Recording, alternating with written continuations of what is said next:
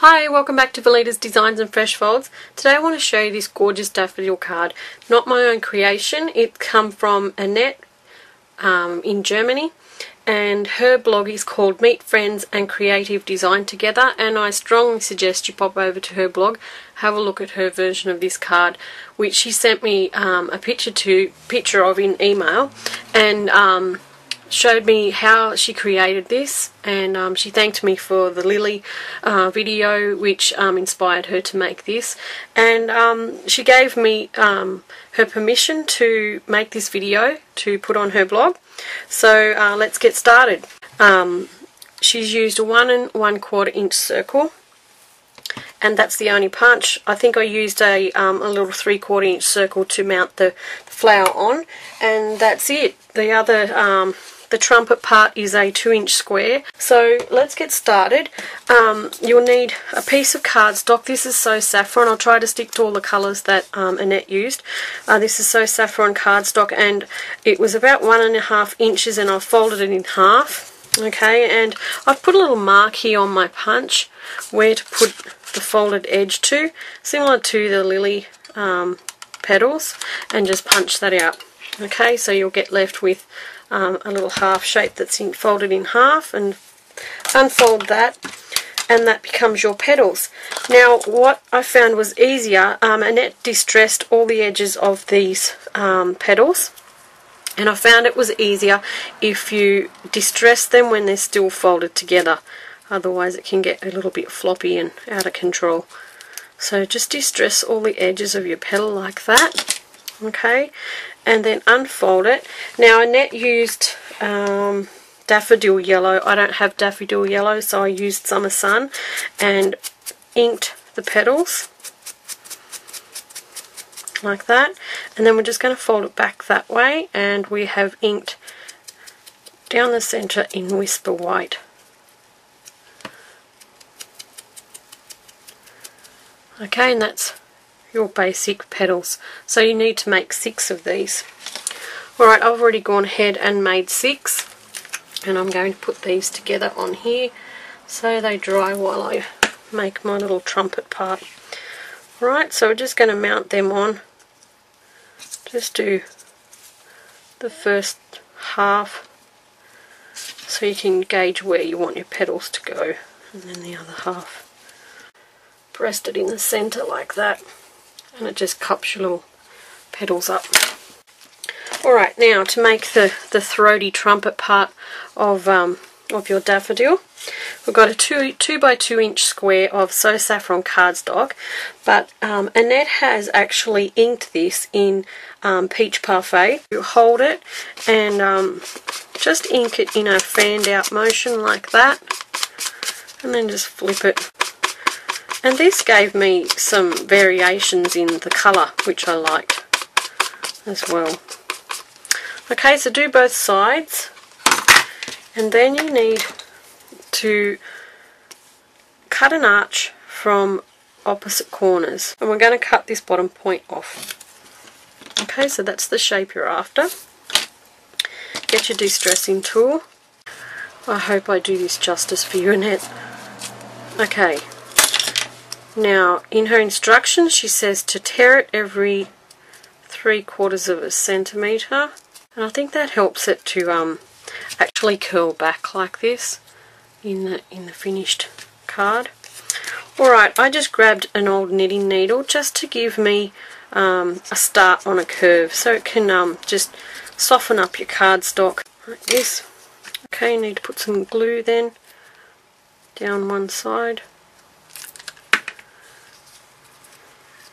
and then start to shape it in. Just overlap it a little bit. I found I needed to. You might be able to experiment too with the size of your trumpet if you're not liking how tall that is, because it does stand up quite tall. It's over 1 inch high. Okay, so if you're not real keen on something that high, you could just make your square smaller. Try 1.5 inch square. Okay, so once you've got your little trumpet there stuck together, you're just going to bend out then this top part of it, and you can see by ripping those in random places that's going to help bend that trumpet part out. Okay, and then we're going to make the stamens that go inside. I've shown you on the lily video how to do this. I'm just going to simply make 5 cuts. That's 1, 2, 3, 4, and the 5th cut I go right the way down. Okay, so you have got some places there that aren't cut, so it stays all connected together. Now I want a little bit of colour on the edge of that, so I'm just going to touch that on the edge of my peach parfait. Just like that, and just get a little bit of colour there. Wipe your finger off onto something. Okay, and then we're just going to roll that up. Alright, so we're going to put a little bit of glue in there.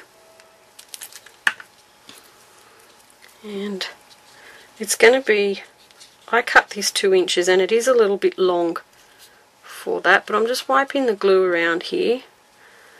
And then I'm going to pinch that the bottom of that flower in.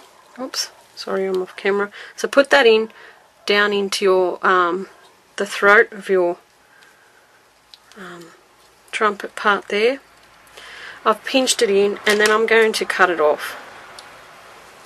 Like that. Alright. And then I'm going to just, if I was making this off camera, I would just sit that aside to dry. Alright, okay, so bring in the petals that you've previously made. You want to put some glue on the base of here. You could also use a hot glue gun, that would work really well, and then sit that in the middle.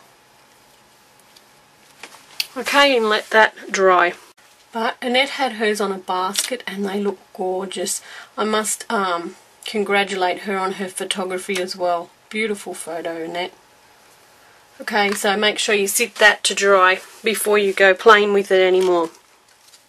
I've added some crystal effects to the little stamens and some glitter in the centre, and I put a little bit of glitter around the base of the trumpet here because you could see a little bit of glue, and it just helps to hide that. I really loved, Annette, how you did these leaves. I'm going to quickly show you too how these were done. Alright, we've just got a little piece of old olive cardstock here, and we're going to cut, I'd say that's about, well, no, about 3/4 of an inch, and we're just cutting up into an arch shape. So simple. I really love the shape of these leaves. I'm using the piercing tool, and we're going to make embossed lines.